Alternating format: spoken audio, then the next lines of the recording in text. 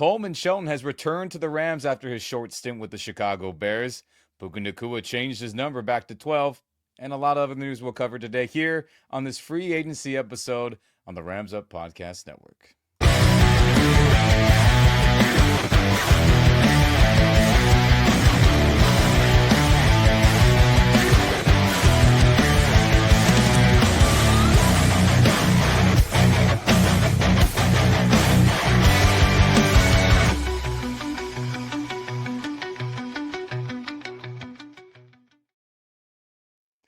Oh, baby, Rams Nation. A lot of news happening today. I'm Ian. That's Mark. Like, subscribe, share this video and podcast with all your fellow Rams and football fans. We very much appreciate it. But Mark, how you doing today, dude? Yeah, I mean, it was a pretty slow day as far as signings go, but we got some good news at the end of the day. Mm-hmm. This Rams roster is really shaping up, I think.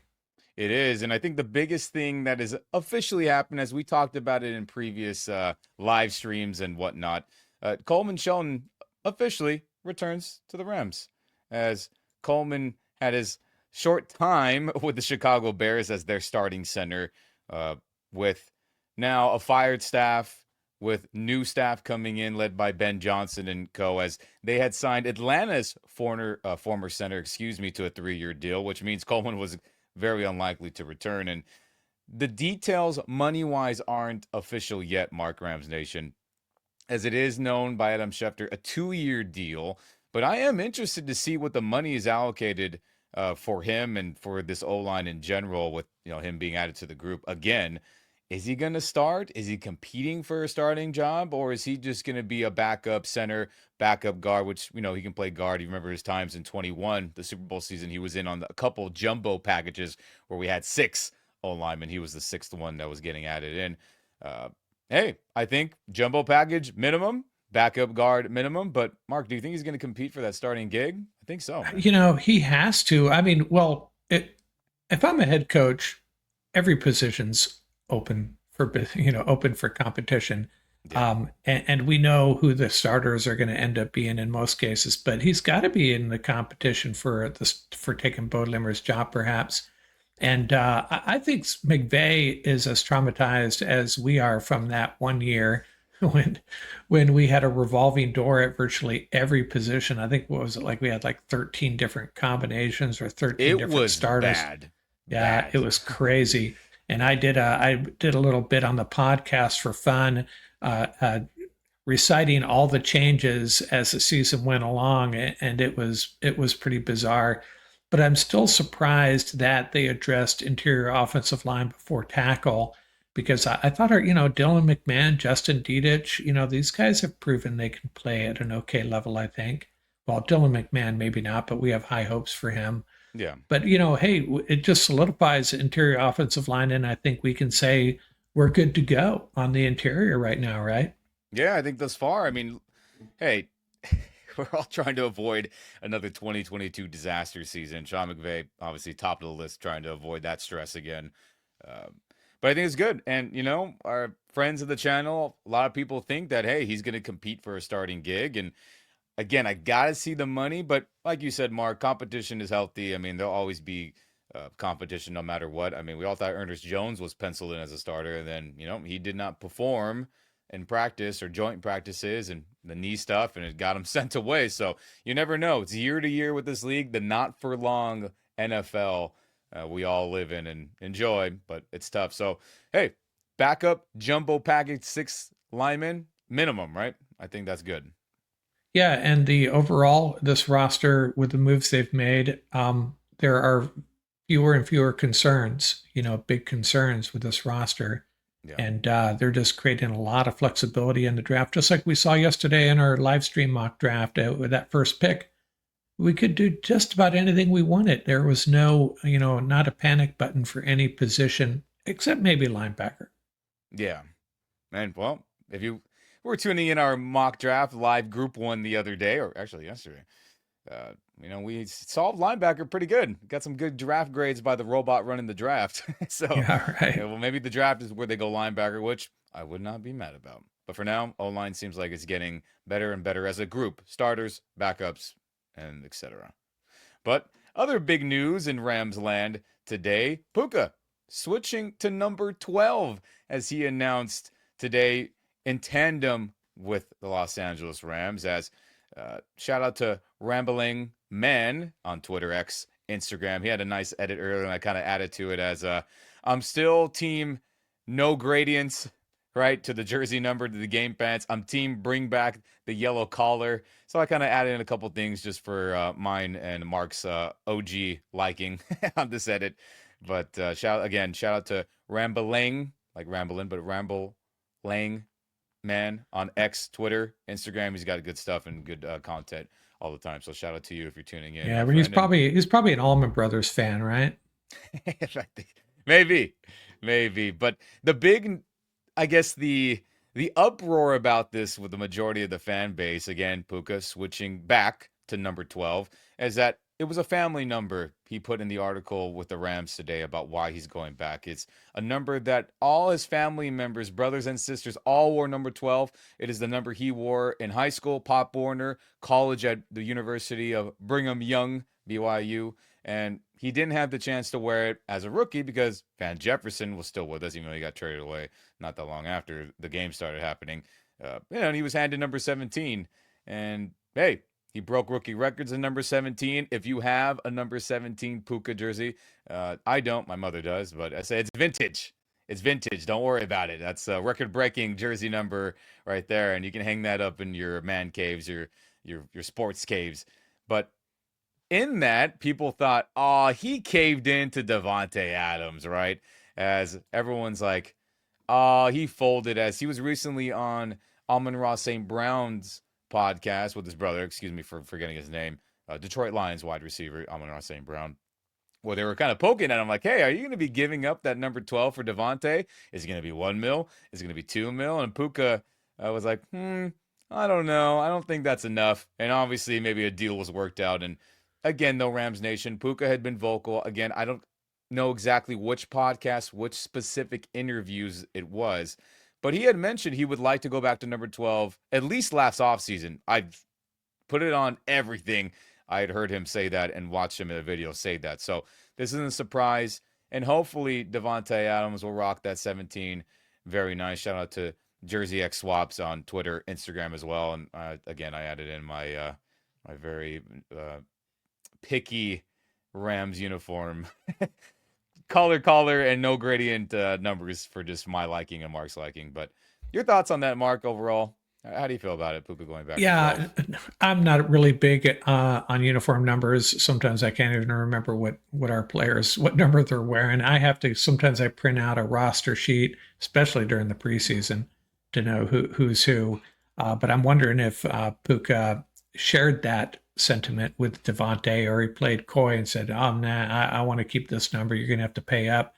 And then as soon as he got it, say, I love this number. I wanted to go back to it. It's a family number. Kind of funny. But yeah, I had I think it was a Chris Long 72, and then he switched to 91 or 90 something. And 91, right? Yeah. Yeah, it didn't bother me much, didn't really care. And I get it. Jerseys are expensive, Rams Nation. They're not cheap, especially the ones from Nike on Fanatics and their tandem. But, hey, shout out to Throwback Joe for anyone who has ever purchased a jersey through him and his website. He does custom Rams jerseys only, and they're very good quality. They're that kind of throwback-esque mesh kind of material mixing with new material. Check that out. You can always check on eBay for the companies that do unofficial jerseys. There's no NFL logo to them, but they're very, very nice quality. Those are where I get a lot of mine as well, outside of a couple that I have that are Nike based. So again, don't worry. You can find alternatives that are much cheaper for not $180 from Nike or Fanatics. Just again, Throwback Joe, eBay, OfferUp. There's guys that have good ones that are half that price or less than $100, and they're stitched, good quality. So fear not for all you 17 Puka Nacua jersey owners. And again, Davante Adams. At least he's rocking 17. That'll be fun. And you know what else is fun? I think shout out to Dan Orlowski. Now we're on the topic of them too. Adams and Nacua is one of the 5 best wide receiver duos in the NFL. And yes, they both will not be wearing 17, but 12 and 17 and 9. I think that's a good group of three plus Tutu plus Higby plus Kyron and Blake getting in there. That's a good group. But yeah, that's top five, Mark, right? Yeah, I went through my list actually when I found this quote, trying to identify who the other four might be. And you're probably going to go with Jamar Chase and T. Higgins, Yeah. A.J. Brown and Devontae Smith, Yeah. Justin Jefferson, heavily weighted towards Justin, and Jordan Addison, They're good. Ty- Yeah. Ty- Tyreek Hill, and Jalen Waddle. That's about Yeah. it. That's about it, right? It is. And, I guess former Seahawks member Metcalf and Pickens, but, two of the biggest crash outs in the NFL. Quinn Lake, our Rams captain, had to say. And, well, he's not wrong. He's faced Metcalf plenty of times throughout the years. And, hey, another player we don't have to worry about scoring touchdowns on us. Two number 14s, ironically, they're going to have to figure that out. And real quick, Rams Nation, on the topic of jerseys, one final thought on all that with Devontae and Nacua.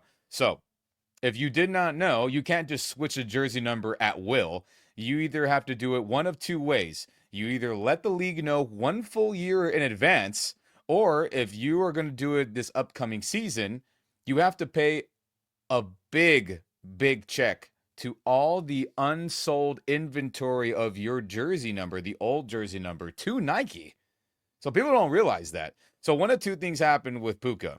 Either this has been planned since last year, he was going to switch and save a lot of money. I mean, we're talking hundreds of thousands of jerseys, people, right? He's a popular player. Like, he's got at least that much probably in stock at all the different Nike production sites. Or the deal was Devontae was going to pay for all the jerseys and he could get that switch. So I think it's just one of those two things happen. Nacua had a year in advance to avoid the fees of paying for all the old jerseys, or Devontae was cool and said, I'll buy them all out, and then that'll be my paycheck to you to be able to switch to 12 with not worrying about it. Because again, Puka's only making what, 2 million over 4 years. Yeah. Devontae's gotten filthy cash throughout his whole entire tenure, and he's getting obviously a good chunk of change from us. So he's got an extra 2 million to probably or more to throw at Nike to pay for all the old 17 Puka Nacua jerseys. So that's your quick history on how that's got to go. Yeah, And his saving grace might be that you think this time of year their inventory might be a little low, but yeah, but they're cranking year round, and the upcoming season they're getting ready. So again, Puka 12, Devontae 17. That should be fun to watch, and it'll take me a game or two to get used to that. When I'm at SoFi Stadium, looking in like, oh, there's 17. Oh, but he's got the long locks. Never mind. That's once upon a time Bobby Trees. Once upon a time Puka Nacua. But all good though. Let's win the Super Bowl. Who cares? But on to another fun little aspect here, Rams Nation, of news that was getting dropped. We finally got our official draft order for the 2025 upcoming collegiate underwear Olympics / who the hell is going to make my team better upcoming bonanza that we're all going to be diving into with pro days and all this meetings, who's getting flown out to the facility, all that fun stuff. So we know what we're picking.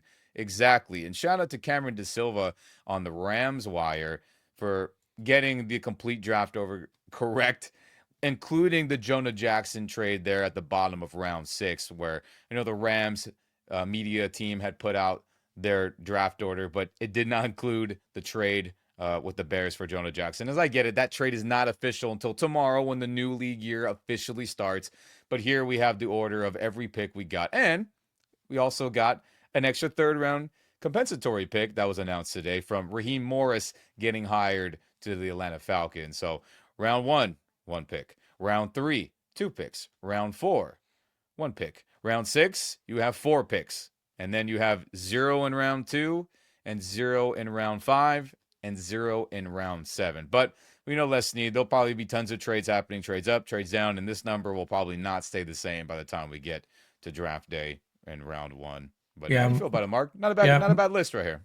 No, yeah, most of the mocks, the simulators had originally had that as the number 100 pick, so it's bumped down one, probably due to some other comp picks, and Yeah.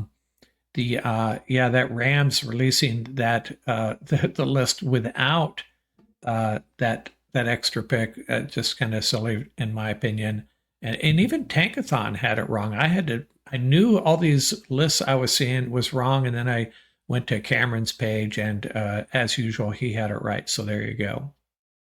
Yeah. Shout out to everybody catching these things, getting, like, hey, I think we're missing something. And, shout out to him and everybody at Rams Wire who does a freaking good job with Yeah, and that. by the way, But the reason we don't have a seventh round pick, it was one of those ludicrous deals where uh, we gave them the seventh round pick and they took Van Jefferson off our hands as well. So that's why we don't have a seventh round pick. There may have been another pick involved in that swap as well. yeah, and I got some breaking news here, Mark, about a former player of ours that I think it would be interesting to get your thoughts on this and all of yours down there, Rams Nation. Breaking news, Demarcus Robinson to the 49ers on a 2-year deal, I was just told by some buddies. A deal worth up to $9.5 million with $6 million fully guaranteed as they're having a mass exodus of talent. Brandon Ayuk may be getting traded. And, hey, D-Rob has made the playoff tournament every year as a professional. And it'll be interesting to see that in his, I guess, what year is this for him? 8, 9, 10? I don't remember exactly off the top of my head, but, will that streak continue? Because I know he's always been like, hey, man, I'm a playoff level player. I've never missed. And what a gamble that is on a 49er team that's retooling, going through, a reboot process like we did a couple years back. But boo, D-Rob, boo to the Yeah, Niners, boo. and I think Sean McVay suggested that a suspension may be coming. So that's another part of the risk for but the 49ers need bodies. I mean, they need bodies badly. So I think it's a good signing. They may be without He could him play. for a game or two, but yeah, he's a good player. Yeah, I mean, he could play. There's no doubt about it. He made clutch catches in the playoff tournament. He was our leading touchdown, pass catcher. So look at, I mean, he's probably like, screw you, Rams. You want to ditch me for Devontae and Tutu for 10 mil? I'll show you. And I'm sure he wanted to stay out here in California, and that would just work. I mean, out that catch in overtime against the Seahawks was epic. And again, all fun aside, hey, thanks D-Rob for the fun couple years with us, catching touchdowns and doing all that. But hey, man, that DUI cost you a return with us. Let's just be real about it. Steve alluded to it, and that was just pretty clear as day he was not going to be back. But I mean, real quick, Rams Nation, would you take number 12 Puka, number 17 Devontae, and Tutu over him right now? I think yeah. I just think objectively yes. So, oh well. Breaking news on that: D-Rob to the 49ers, whack. And we'll see him twice this season, at least for this upcoming year. We'll see in the second year if that ends up working out for him or not. But, boo. That was lame to see. But speaking of 49ers, let's just keep the crap talk going. Who have they lost? Deebo Samuel. John Feliciano retired. Greenlaw. Tre'Davious Ward. Hufanga. Old friend Super Bowl champion Leonard Floyd. Javon Hargrave, who they gave a fat contract to. That didn't work out. Malik Collins. Juszczyk, their Pro Bowl All-Pro fullback, Aaron Banks, and others that I'm sure that we're also missing on right now that have signed elsewhere. So hey, D-Rob and others, it's going to be a retooling, and we'll see how that goes. But it's always fun to talk a little crap about that. Yeah, and I think is Demarcus Robinson their first signing? He might be. I was looking for 49er transactions, and I couldn't find anything other than the losses. And the one thing we have to remember about the 49ers is they still have some darn good players, and they're still going to be a tough out, and they still have the last place schedule. So there may be some reasons to doubt the 49ers with the exodus here, but they're going to be relevant, I have a feeling. Yeah, I mean, look, objectively, Shanahan is a good coach. Yes, maybe you would say he chokes a lot in big games, and a lot of history says that's very true. But look, they're always a pain in our ass. Even the years that we should have beat them and we were a better roster, they got us. So I mean, those games are always going to be tough. It's a division game. We're talking a lot of crap here. It's all in the all in the sports aspect with D-Rob and obviously all these losses in the chart you're watching here on YouTube with us. But yeah, they're going through a retooling, and we'll see how it works out. But objectively, Rams have the best roster as of today, excluding the draft and any other free agent acquisitions that happen within the next couple weeks and beyond, trades, etc. So it's the Rams division to lose, regardless of what Niners are doing, Seattle's doing, and the Cardinals are trying to upgrade themselves, right, Mark? Oh yeah, absolutely. And I would go so far as to say Now, I know the Super Bowl odds and the NFC Championship odds have only changed a little bit, but the Rams have to be in the top three or four. I mean, obviously the Eagles, the 49ers are going to get a lot of love, and sometimes they get undeserving love because of, they're an iconic franchise and all that. Um, but who else is there? The Lions, of course, but they seem to struggle at the end of last year. Yeah. The Packers will be tough. Yeah, the Rams got to be one of the top three or four teams in the NFC right now. 100%. I mean, let's go win that damn Super Bowl, man. You don't Yeah, make all these big signings, and you don't bring Matthew Stafford and convince him to not take more money. You don't convince Devontae to probably take a little less money. You don't convince Tutu to not go get, potentially more playing time elsewhere. You convince all those guys to say, hey, you're part of the future, the immediate future to win a championship. You don't move on from a Cooper Cup and sign those guys. You don't sign Puna Ford to a solid, good, starting level money. You don't do these things unless you're trying to win a championship. And I get it. There's a minimum of money you got to spend, but time to go. No matter what the rest of the NFC West is doing, win it, get in the tournament, and obviously see what happens. But gun for that damn Super Bowl, and I'm on board with that yeah, for sure. and no 1-4 and 3-6 starts, please. Oh God, and a lot of that's injury luck and people not doing dumbass things in the off season, right? Right a lark, but you got good money, you played well, it's okay.